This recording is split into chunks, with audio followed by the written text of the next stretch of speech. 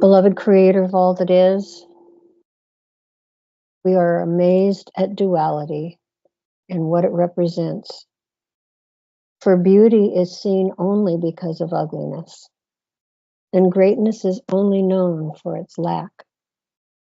And emptiness and fullness are born of each other. Difficulty and ease create one another. Long and short grow out of each other. High and low reflect one another. Sound and listening complement each other. Front and back follow one another, and on it goes. Thus the wise pay no heed, their acts without words showing the way. So do all things flow without thought, creating without possessing, acting without attachment, achieving without claiming achievement, existing without laying claim to existence. Thus moves all life unto eternity. And so it is. Hello, my name's Ron Vroman. I'm the old white man talking head for the Oregon Statewide Jural Assembly. I'm back into definitions. This is who we are. Article 1, Section 1, we declare that all men, when they form a social compact, we did that, are equal in right, and that all power is inherent in the people, and all free governments are founded on their authority and instituted for their peace, safety, and happiness. And they have at all times the right to alter, reform, or abolish the government in such manner as they may think proper. This is to our sheriffs. We can see, we did see, and we took the correct procedure to correct. The incorporated governance of Article 7 amended, in operation since 1910, flipped what you thought was government into a judicial for-profit business. And that happened November 8th, 1910. And like the captain said to us the other day, it's really hard when you find out everything you knew was a lie. And he's grappling with the same thing that I grappled with when I was 75. That's when I found out. He's lucky. He's much younger. So when we saw this going on and we knew it to be fraud, we knew it to be wrong, and from whatever angle we approached it, and I got to tell you that we're approaching this from a lot of different angles, and people come and people go, and there's ricochets. When there was a lot of people that wanted to flush Kate Brown down and remove her, and all of that there was a lot of activity. When Kate was gone, the activity went away. They had to find something else to do or do nothing. We won. And the same thing happens with, for example, sheriffs. They slice a little bit away from the Second Amendment and nobody cares. Look, you can't have a 50 caliber. Well, hell, nobody needs a 50 caliber anyhow, so what? Who wants to carry it? Nobody even wanted to carry the Browning. Too heavy. But in any case, let that one go. It's not worth the fight and the hassle. And so they nibble away at the second. And you can't really say it that way. You can say it this way, but you can't say it that way. You just can't. And so they take a little of the first away. And so here we are, all these many years of Democrats running the Salem oligarchy with very little help from the Republicans. And the Republicans are party to this, just like the Democrats are. There is no good government coming out of Salem. So when we formed a social compact, we did the rest of it. Now, I want to read you something from Bouvier Law Dictionary, 1856. It's the one that on the front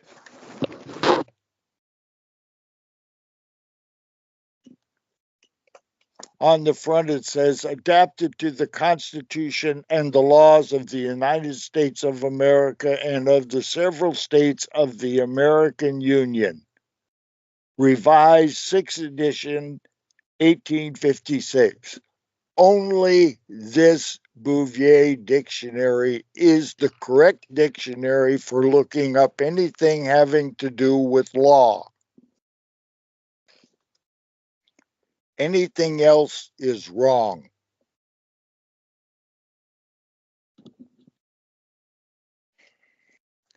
So let's look up the word province, Province.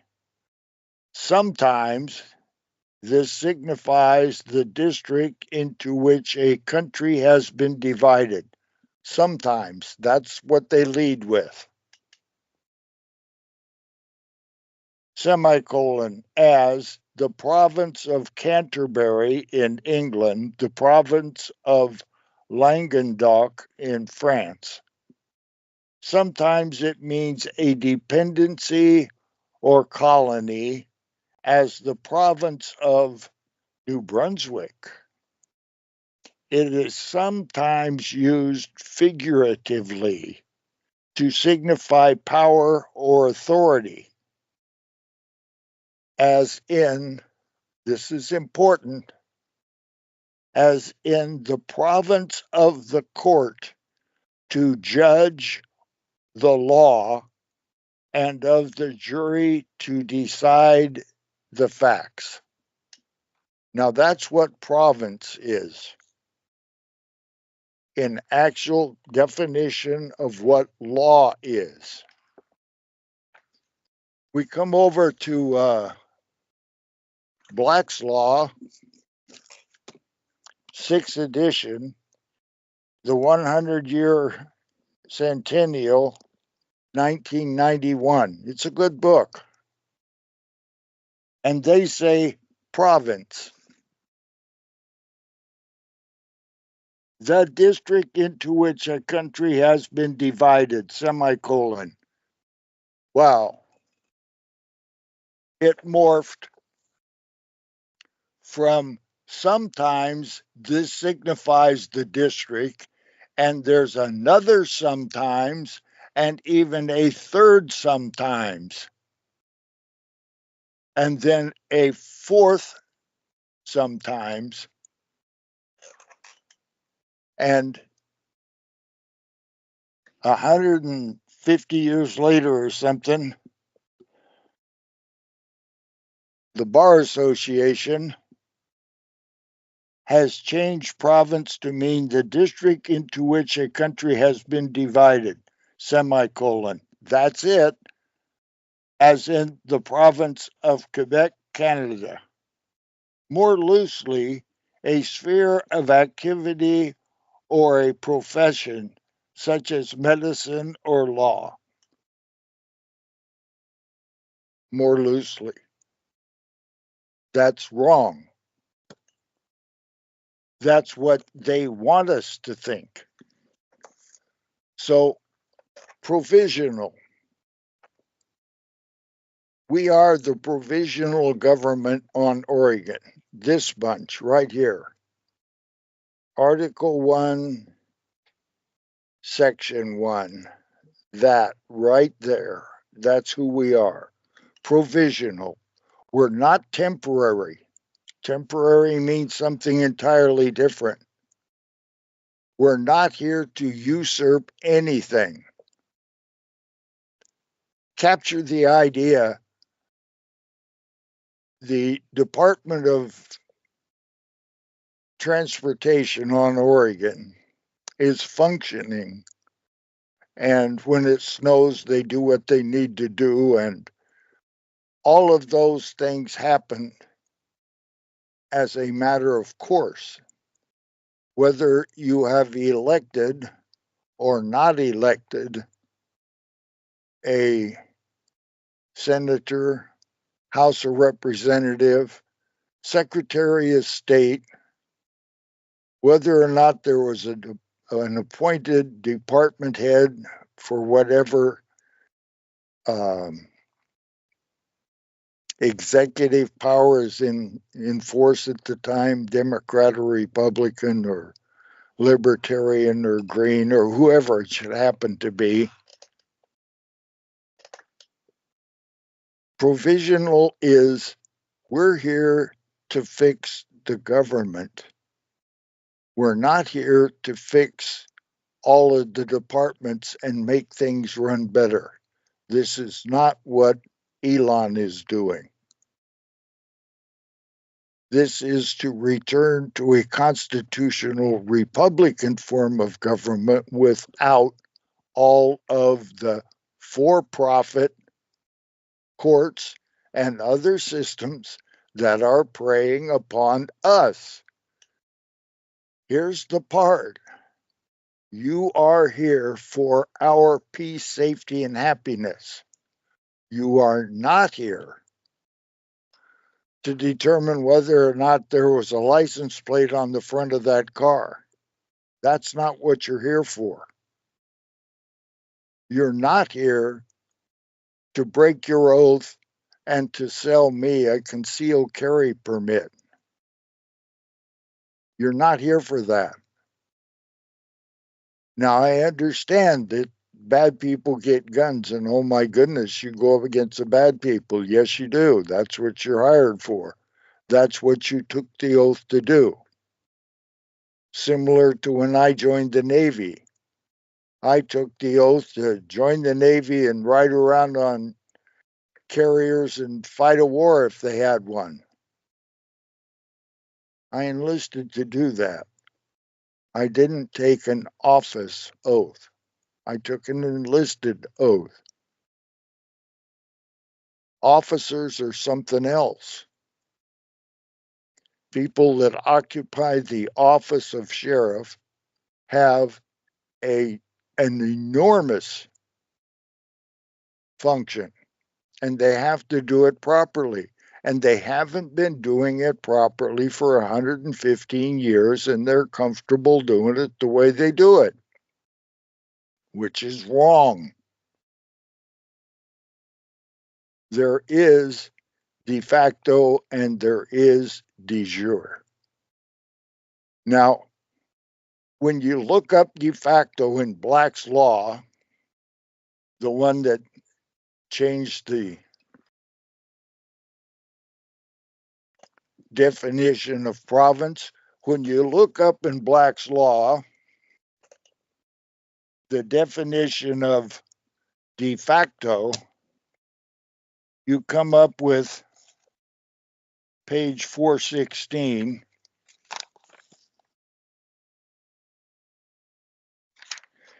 And you get de facto on page 416.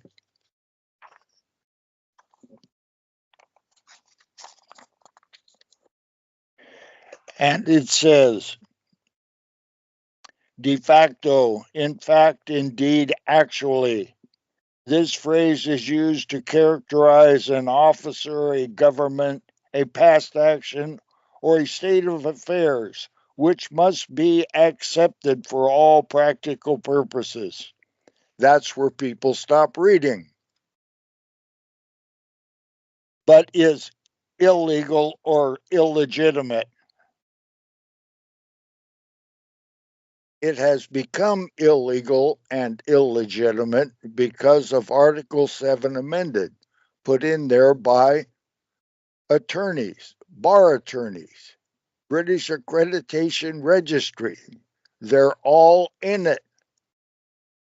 It's a club, a PMA, a private membership association that's operating Oregon for their benefit. And they invite all these people in to join them, and the people join them. It's a good way to do things. And they do it. And it worked really well for a really long time. That time is over. They've become totalitarian. We don't have to do any of that shit. We can do as we please. And the sheriff and the blue line is no longer there for our peace, safety, and happiness. They are in the business of enforcing the Oregon revised statutes, rules, and regulations, and impeding men and women on the land and soil that don't want to be bothered. We're not in your jurisdiction.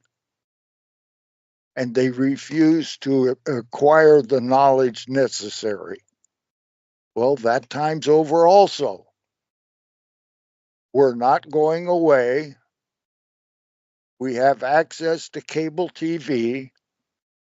We'll be on all of the cable TV all over the state soon. Fill out the paperwork, provide the product, and you're there if you know what you're doing. And we're there with the message. And the message is from the provisional government on Oregon. We do not want to govern. We want you to govern properly. Now, we know that Tina is bogus. And we know that most of the legislature is bogus. And we know that the legislature threw out all of the senators that were Republican because they didn't do as they were told. So they're gone. But 89 of them broke their oath when they locked us out January 21st, 2021. So the legislature is bogus. Tina was part of that group. She's bogus. She is not legitimate. She's de facto. She's part of the Salem oligarchy, just like the 89 others. The only one that didn't was Mike Neerman. He opened the door and let us in. And the Oregon State Police hit us with sticks and sprayed us with pepper spray and arrested people, and were just generally wrong because they did as they were told, not as they should properly have done. The same thing happened in Washington, D.C., and we're finding out that they didn't let them do their job. Not supposed to be that way. You're here for peace, safety, and happiness of me and all my friends, and all of their friends, and all of their families, and all of your family when some other cop is getting on them improperly. So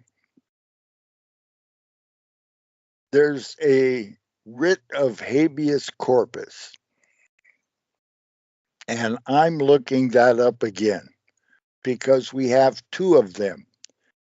A writ of habeas corpus, it's the first thing under H.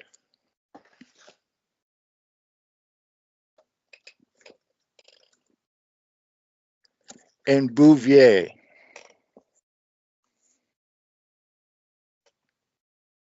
The first one is habeas corpora, English practice. English, I ignore it. We don't do English. Habeas corpus, remedies. A writ of habeas corpus is an order in writing signed by a judge who grants the same. Now, we know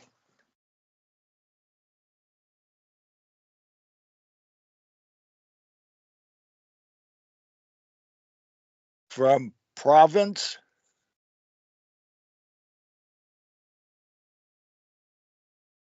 provisional.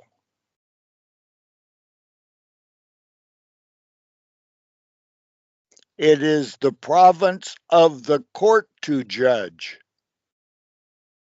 the law. It is not the province of the judge. They will steer you wrong and tell you that a judge has to do it. Judges are entitled to do things in common law with the value of less than $20. It's written down. We don't have to guess about it. It's all defined. It's not what comes out of Salem. It's not in what the circuit courts under amended Article 7 is. Habeas corpus.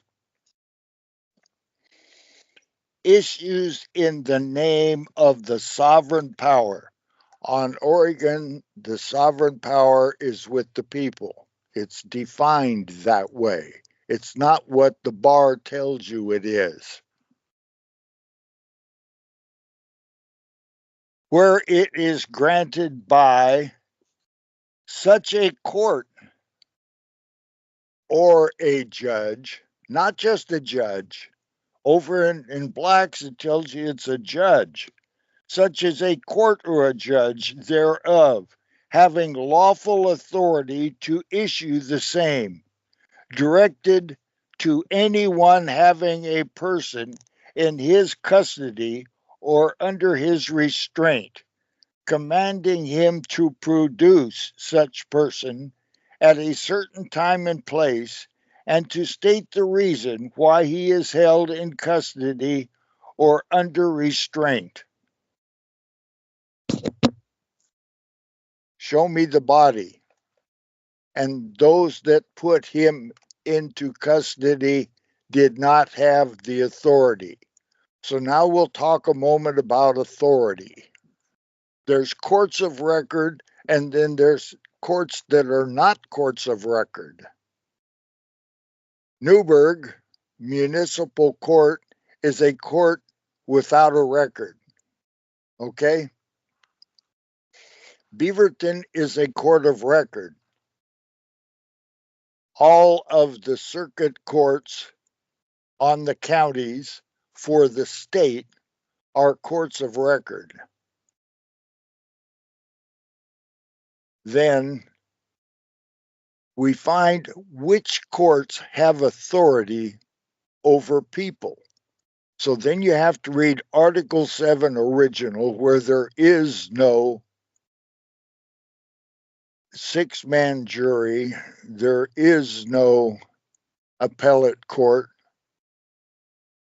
You go back to original jurisdiction when it was actually what it was supposed to be and not amended by the bar and catered to by everybody until it became standard. You were totally MK Ultra'd. It was done. You believed all of that. And the captain was a jailer. And he had never received a writ of habeas corpus in 35 years.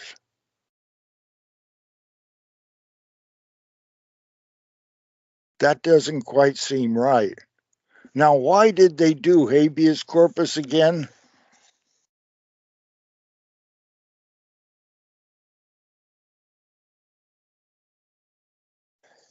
It's an order in writing.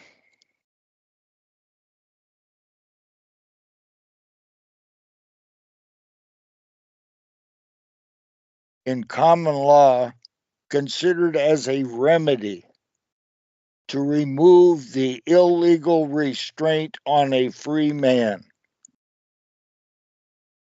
A judge, without an oath to the proper constitution, with an oath to an illegitimate document, playing pretend at providing law, doing it in color of law for an incorporated business for profit, that bunch, and our sheriff is supporting them.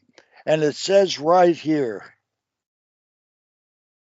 to remove the illegal restraint on a free man.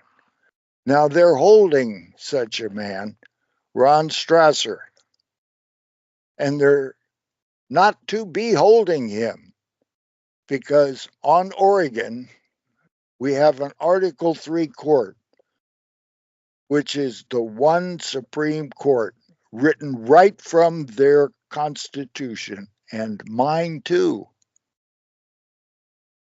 One Supreme Court, small o, small s, capital C. There are lots of Supreme Courts. There are Supreme Courts in every Article 3 court. And we have an Article 3 court on Oregon, a civilian common law court of record. It is the highest court on Oregon. It supersedes all other courts. And all of the other judiciary on Oregon acquiesced to that as a fact November 2022. We are not just telling stories. You guys that took oaths, whichever oath you took and however good or bad you think it is immaterial.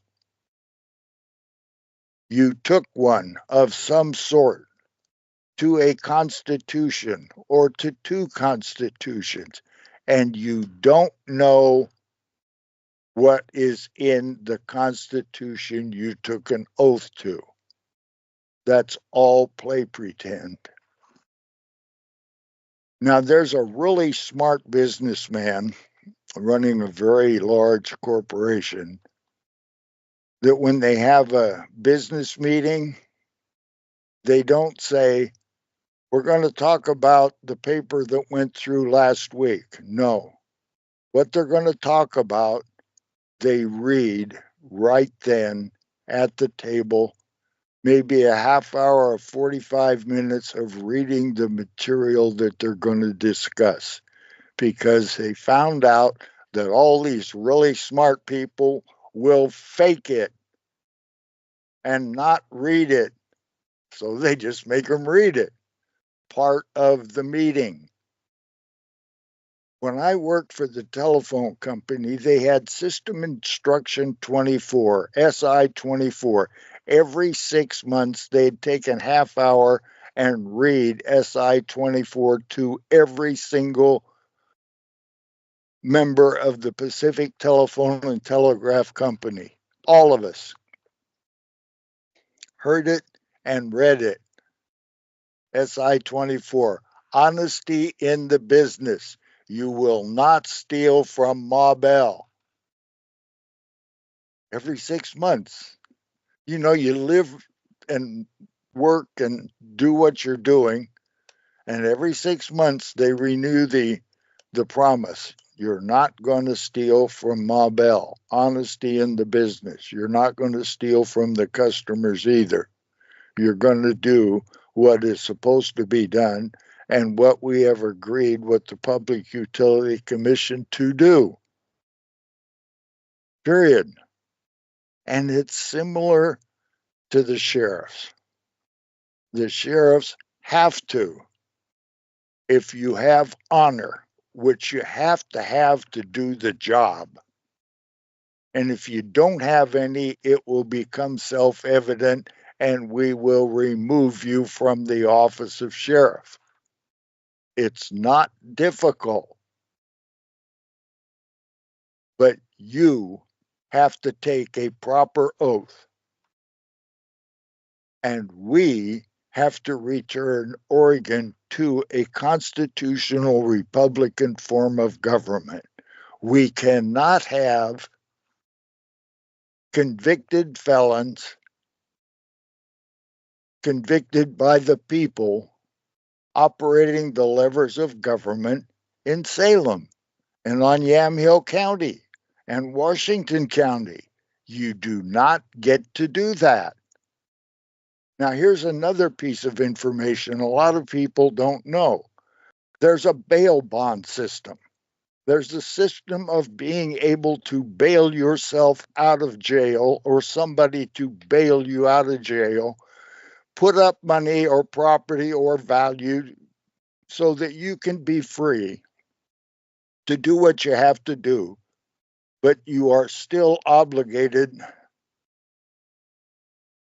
to fulfill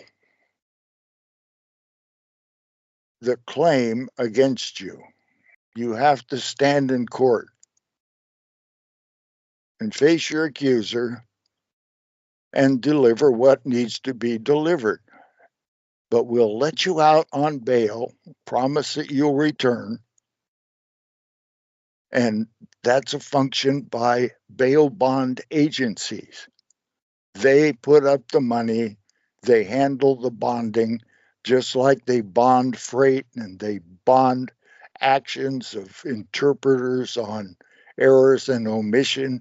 Bonding is a business. But on Oregon and Illinois, the bonding is handled by the court. They're for-profit courts. They don't make any bones about it. They're there to collect fees. And they do the entire judiciary bail bond system in their court. The entire industry is excluded from Oregon. That's unconstitutional, but they like it. It goes along with Article 7 amended. It goes along with illegal and illegitimate, de facto. So we have de facto and we have de jure. But in Bouvier, 1856, we do not have the words de facto or de jure. And I thought, wow, how can that be? Well, they have the word facto. And de jure is de jure in the French pronunciation. But jure is also in Bouvier. And jure, has the same definition as de jure in Black's Law. But de jure did not even exist. Of the. They hadn't invented it in 1856. It didn't get invented until 1861, when the Bar Military Complex wrote the paperwork and concluded an armistice with Lee and Grant, and they started the reclamation of the South in total disregard to the Constitution. They made a new one. They made a for-profit, benevolent Lieber Code, martial law, and they kept it quiet.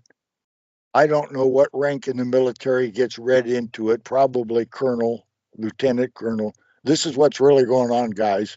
We're running it, and we're pretending that the president's running it, but it's actually 42 generals and admirals. That's the deal. You got it? Yeah. We call it a benevolent form of martial law. Well, the DOD turned malevolent, and every sheriff on Oregon has to be able to see it.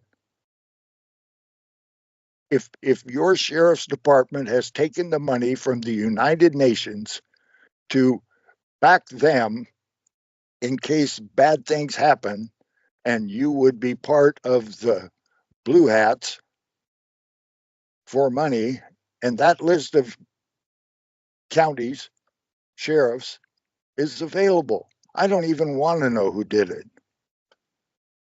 What I want is a constitutional Republican form of government, and we got to go for it. And it has to be done by our sheriffs. And our sheriffs have to keep their word and keep their promise. And I yield.